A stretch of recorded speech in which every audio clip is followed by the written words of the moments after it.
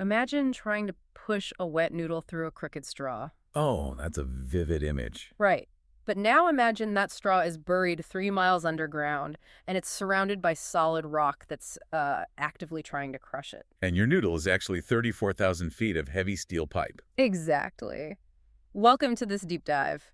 Our mission today is to synthesize a massive stack of recent executive-level operator roundtable discussions to deliver an authoritative industry pulse for you. Yeah, we're cutting right through the boardroom theory today to get to the operational reality of what is actually happening in the upstream oil and gas field right now. And what emerges from these sources is, it's a crystal clear picture. The era of the whole, buy, drill, flip, private equity model, it's just dead. Completely dead. The industry is officially playing a brutal, highly technical long game. Okay, let's unpack this, because the strategic landscape right now looks totally different than it did even, say, 36 months ago. It really does. So the overarching theme dominating these executive discussions is that the market has violently shifted into this distinct barbell shape. A barbell shape. Yeah, so on one end of this barbell, you have massive publicly traded consolidators. They've swallowed up their peers to achieve just unprecedented massive scale. Right. And then on the opposite end, you have these small, hyper-lean, highly agile private operators who are just fiercely guarding their specific niches. So the middle class of the industry is just... It's effectively vanished. Yeah. Gone. And across the board, capital constraints are severe. Wall Street is just no longer funding pure production growth. Because they want returns. Exactly. Because of that mandate, operators are completely changing their financial priorities. Yeah. They are pulling crucial dollars out of the drill bit, meaning, the capital expenditure of punching new holes in the ground, and they're redirecting those funds heavily into OPEX. Into operating expenses. Right, to maintain the wells they already actually have. I want to look closer at what happens when capital gets that tight. Because the easy, low-hanging fruit, that tier 1 acreage where you could just drop a rig and guarantee a return, that's largely spoken for now. Oh, absolutely. So operators are being forced to push the absolute limits of physical engineering and logistical planning just to squeeze out value. Looking at these transcripts, the numbers regarding extended laterals are staggering. They really are. We used to talk about 2-mile horizontal laterals as the gold standard. Right. Then it was 3. Now, these operators are routinely hitting 4 and even pushing 5-mile laterals. We are talking about reaching up to 34,000 feet in measured depth. Yeah, and to put that in perspective for you, that is drilling down 2 to 3 miles vertically, turning the drill bit 90 degrees, and then steering it horizontally for another 5 miles. Which is insane. It is, and doing all that through a target zone that might only be 30 feet thick. So why do it? Why take on that nightmare? The reason operators are taking on this immense technical challenge comes down entirely to capital efficiency. It is all about amortizing the massive upfront costs. Because you have to pay millions for the vertical wellbore and the surface pad infrastructure, regardless of how long the horizontal section is. Right? Exactly. If you can get 5 miles of reservoir exposure out of a single vertical hole, your unit economics just completely transform. Yeah. But the risk profile of doing this is exponential. It's not linear. Which brings us back to that wet noodle analogy from earlier. Yes. The sources specifically highlight a massive problem called top hole tortuosity. Right. That's a big one. Basically, if you don't drill that initial vertical section perfectly plumb and straight, every tiny kink, every little bump, or microscopic dogleg acts as a friction multiplier. Yeah, compounds. By the time you are trying to push weight to a drill bit 30,000 feet away, the steel pipe is rubbing against so much rock that the friction just becomes insurmountable. And a failure at the end of a 2-mile well is a headache. But a failure at the toe of a 5-mile well, that is a financial catastrophe. Wow. If you lose your drilling tools or stick the pipe at, say, 10,000 feet, the operational geometry usually allows you to run specialized tools down and just fish the equipment out. Okay, but at 33,000 feet? At 33,000 feet, if you stack out and twist off the pipe, the sheer circulating hours required to pump fluid that deep, combined with the extreme torque and drag on the steel, means recovery is often physically impossible. So what happens? Sometimes operators just have to leave millions of dollars of equipment buried in the hole right off the uncompleted footage and literally just cement over it. Oh, man. Yeah, the risk tolerance required to greenlight these wells is just astronomical. And it's not just the subterranean physics being pushed to the breaking point either. The surface logistics, they look like a military deployment right now. They really do. The sources spent a lot of time dissecting some ops, simultaneous operations. The overarching goal is drastically reducing cycle times. Specifically, the time from spud, which is the moment the drill bit first chews into the dirt to POP, or put on production, which is the day oil actually flows into the tanks. Time is literal money. And downtime is brutally expensive. Right. One operator described an active pad with 7 different workover rigs operating simultaneously right next to active drilling rigs and high-pressure fracking fleets. Yeah, the level of choreography required for that kind of SimOps pad is terrifying. You have massive cranes swinging around, fleets of pumper trucks pushing fluid at 10,000 psi, wireline crews running explosives downhole, Random moving parts. and drilling rigs rotating pipe, all within a confined radius where a single miscommunication or a dropped wrench shuts down multi-million-dollar daily operation. Yeah. You just cannot wing a 7-rig SimOps pad. No. And what's fascinating here is that because the stakes of these extreme operational environments are so incredibly high, the sources indicate we are seeing the absolute death of the transactional vendor. So the old procurement playbook of just taking 3 bids from service companies and going with the cheapest day rate, that's a fast track to ruin in this environment. Exactly. Saving 5% on a transactional vendor's day rate is statistically meaningless if their equipment fails and causes 3 days of non-productive time on a massive multi-well pad. Right. Operators are heavily emphasizing a shift towards strategic partnerships now. They demand service companies with actual skin in the game who provide white-glove, Tier 1 reliability. They need a vendor who understands that their job isn't just providing a pump, right? Yes. Their job is ensuring the entire pad's cycle time stays on schedule. Which means you simply cannot execute a 5-mile lateral or a 7-rig SimOps operation with an old-school siloed mindset. No, you can't. The mindset from even 1 to 3 years ago has fundamentally changed. Because a few years ago, the strategy was pure growth. The goal was seeing how many new sticks you could put on the map to temporarily boost your production curve, make the company look great on paper, and then sell to a bigger player. Yeah, the old model. But now the focus is fiercely directed at base production. It's about optimizing the hydrocarbon that is already accessible. And we are seeing operators deploy highly technical methods to squeeze those existing assets. For example, they are revisiting older, declining wells and implementing chemical-enhanced oil recovery, or EOR. Let's break that down for a second. Sure. So to understand EOR, think about washing a greasy frying pan. Water alone won't remove the grease because of the surface tension. Right. But if you add dish soap, it changes the chemical tension, which allows the grease to just slip off the metal. EOR works similarly. Operators pump specialized surfactants miles underground to break the surface tension, holding microscopic oil droplets inside the rock pores. Allowing the oil to finally flow to the wellbore. Exactly. The transcripts also focus heavily on artificial lift strategies, and they are completely changing the corporate vocabulary around this. They are. Instead of treating a declining well like a disposable asset to be plugged and abandoned, executives are explicitly losing the word patient. That's a great shift. They view the well as a patient requiring long-term, specialized care to extend its life as long as mathematically possible. And that patient care approach requires completely different equipment, like heavily specialized ESPs, which are electrical submersible pumps. What exactly are those? They're essentially massive multi-stage blenders stacked on top of each other and lowered to the bottom of the well. When the natural pressure of the reservoir drops too low to push the fluid to the surface naturally, the ESP mechanically lifts it. Oh, we see. Managing those complex pumps to run for years without burning out is now a core focus, rather than just an afterthought. Which perfectly tees up a recurring theme in these roundtables that genuinely surprised me. Culture. Yeah, culture was huge. And we are not talking about ping pong tables in the break room. Executive after executive cited field culture as a literal balance sheet asset. It is arguably the single defining differentiator between a company that successfully drills a 4-mile lateral and one that fails spectacularly. Take safety culture, for example. Historically, operations teams often viewed safety compliance officers as a bureaucratic barrier. They were the clipboard holders whose entire job was to show up at the rig and just say no. Right. Fun police. Exactly. But in the high-performing companies, highlighted in the sources, safety teams are integrated from the initial planning phase as operational partners. Their mandate isn't to say no, but to figure out the exact engineering pathway to execute these insane SimOps safely. But wait, I'm going to push back here on behalf of the listener because we hear the word culture thrown around in boardrooms constantly. Sure. When you are out on a dusty 110-degree pad in West Texas, how does good culture actually translate to the profit and loss statement? Isn't it just corporate fluff?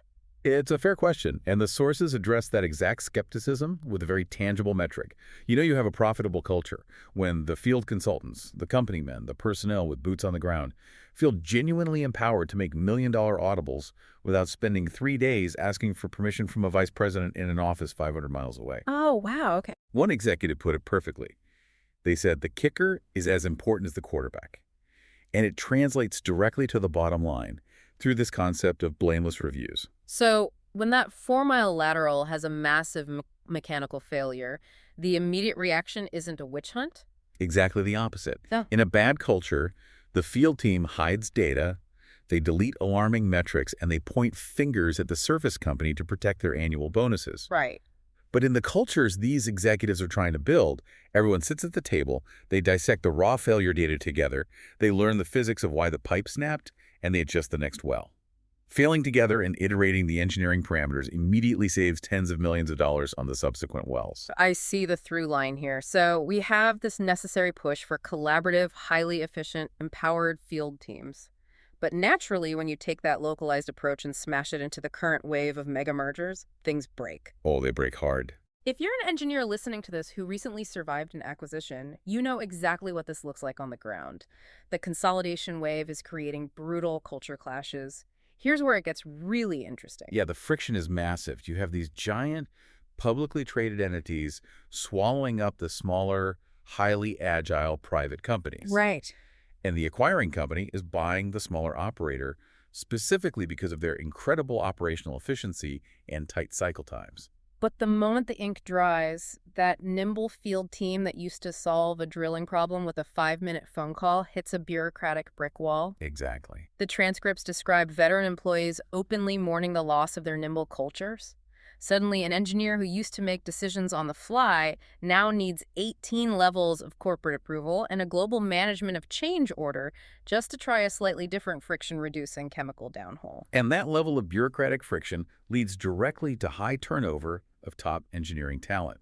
The people who know how to drill the complex wells leave. Which instantly destroys the very operational efficiency the acquiring mega company thought they were purchasing. Yes. And when human communication and culture break down like that, executive leadership usually reaches for a technological silver bullet. And in these transcripts, that bullet is AI. Everyone wants to bypass human friction by using large language models and machine learning for well spacing, predictive modeling, and automated drilling. But the operators in these roundtables provided a brutal reality check on AI. Yeah, they did. The overarching consensus is that the industry's historical data is an absolute disaster. The industry is sitting on mountains of what they call dark data. Dark data. Right, this isn't neatly organized in a cloud server. Dark data is unstructured, inconsistently labeled chaos. It's a field consultant 10 years ago writing, "Pump some heavy mud on a coffee-stained notepad, which got scanned into a PDF, which got buried in a server folder somewhere." Or it's data manually fudged by a rig crew just to make their morning report look acceptable to the boss. Exactly. You cannot just plug a state-of-the-art large language model into a swamp of dirty, handwritten PDFs and expect a miracle predictive algorithm. No, you really can't. It takes years of dedicated man-hours and massive capital expenditure just to clean up that historical data and establish rigorous data governance protocols moving forward. Many mid-size operators simply do not have the budget or the personnel to undertake a massive data scrubbing operation like that.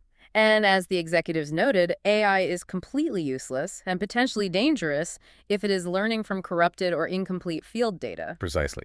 And while operators are hitting digital limits with their data, they are also hitting the literal physical limits of steel in the hole. Yeah, let's talk about that. When you are trying to complete one of these ultra-long laterals, the foundational laws of physics begin to work against you.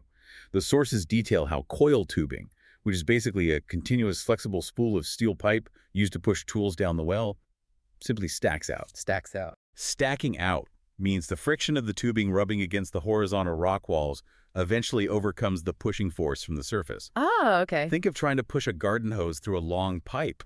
Eventually, it just buckles and folds over on itself rather than moving forward. And the alternative, wireline, which uses gravity to drop tools on a cable, is equally useless in a horizontal environment because Well, gravity doesn't pull sideways. Right. The wireline equipment simply cannot reach the bottom of a 4-mile well due to the immense torque and drag. Operators are dealing with the hard mathematical limit of what current metallurgy and fluid dynamics can accomplish. And this barrier is forcing operators to get highly creative with their engineering. They are now actively modeling wireline dynamics in real time, literally while they're drilling the well, trying to predict exactly where the friction will become insurmountable. That's incredible. There are scenarios where an operator will stop drilling at 24,000 feet, not because they ran out of oil-rich rock, but because their mathematical models proved they wouldn't be able to physically push the perforation guns to the bottom to actually complete the well. Okay, let's pull all these threads together. We have a barbell-shaped market dictating tight capital. We have extreme operations pushing the limits of physics and metallurgy. We have severe friction from M&A bureaucracy and messy data. It's a lot. Given all of that, what is the actual playbook for the listener navigating this environment? If we connect this to the bigger picture, for the operators, the strategic playbook relies on relentless intentionality. You cannot leave field culture to chance. It must be protected against corporate bloat at every single level. Right. Furthermore, in a paradigm where you can no longer just drill your way out of bad economics with sheer volume, operators must manage operational costs meticulously. It is about sweating the $10,000 or $20,000 logistical details on the pad that used to just be ignored. So it's focusing on the unglamorous, non-sexy stuff. It is. But crucially, sweating the details doesn't mean just cutting budgets blindly. It means adopting expensive, risk-mitigating technologies. A prime example highlighted in the discussions is managed pressure drilling, or MPD. Let's break down how MPD actually works and why it's worth the premium. Because as you pump heavy drilling mud down the pipe to clear rock cuttings, that fluid travels back up the outside of the pipe. Yeah. And the friction of that upward movement creates extra pressure against the fragile rock walls of the well. This is called equivalent circulating density, or ECD. Right. If that pressure gets too high, it violently fractures the rock and your expensive mud bleeds away into the earth. If the pressure drops too low, the tunnel collapses and buries your drill bit. And MPD acts as an incredibly sophisticated automated pressure valve at the surface, constantly adjusting that delicate balance in real time. But it's not cheap. No, renting an MPD setup might cost an operator an extra $8,500 every single day. But on a $15 million well, using MPD to precisely control your equivalent circulating density prevents the hole from collapsing. Voluntarily spending that daily premium to completely eliminate non-productive time and avoid a catastrophic stuck pipe scenario. That is the very definition of playing the long game. I'm trying to put myself in the shoes of a service provider here. If these operators are pinching pennies on $10,000 field details and aggressively managing their daily spend, my margins as a vendor must be getting crushed. Yeah, it's tough. How does a service company survive that squeeze and avoid a brutal race to the bottom on pricing? The winning strategy for service companies requires a fundamental shift in their value proposition. The days of offering a single commoditized tool are over. You have to bundle multiple services together and push for long-term, multi-year contracts that align with the operator's extended planning cycles. So becoming more integrated. Exactly. Operators are desperate for service companies that act as an extension of their own internal engineering teams, acting as true subject matter experts rather than just equipment rental houses. They don't just want a pump. They want a thermodynamic solution to their fluid problem. Precisely. Yeah. If you are a service provider who can analyze an operator's drilling plan and say, hey, if we tweak the chemical composition of this mud program, we can trim your overall pad cycle time by 3 days. Right. You instantly transition from being a line item cost to an indispensable operational partner. The sources highlighted one incredible example of this cross-pollination of ideas. What was it? A service provider took highly specialized ESP technology pumps, originally engineered to run continuously for 15 years in the incredibly harsh deepwater offshore environment of the North Sea. Wow. And deployed them onshore to solve severe sand handling issues in the Permian Basin. Bringing that kind of outside-the-box reliability is how you win and maintain work today.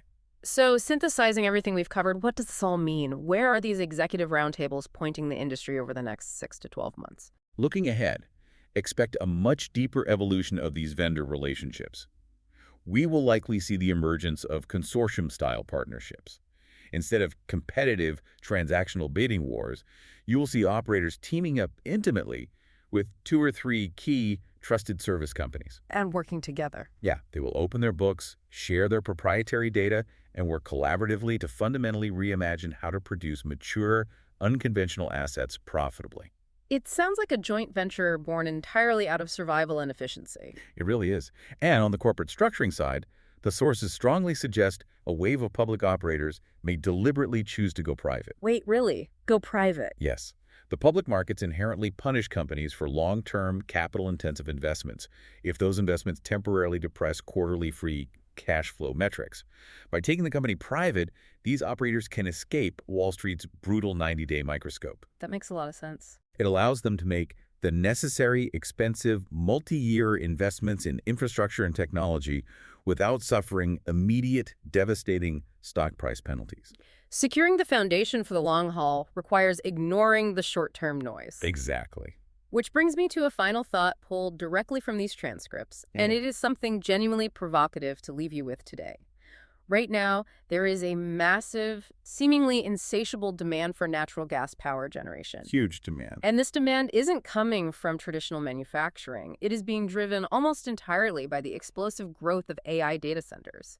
The major tech giants need staggering amounts of baseline power, and they need it immediately to maintain their AI supremacy. The electrical load required by these facilities is rewriting power grid projections globally. But simultaneously, the operator sources note a fascinating dynamic. There are what they describe as internal mutinies within those exact same tech firms regarding their corporate ties to the oil and gas industry. Right.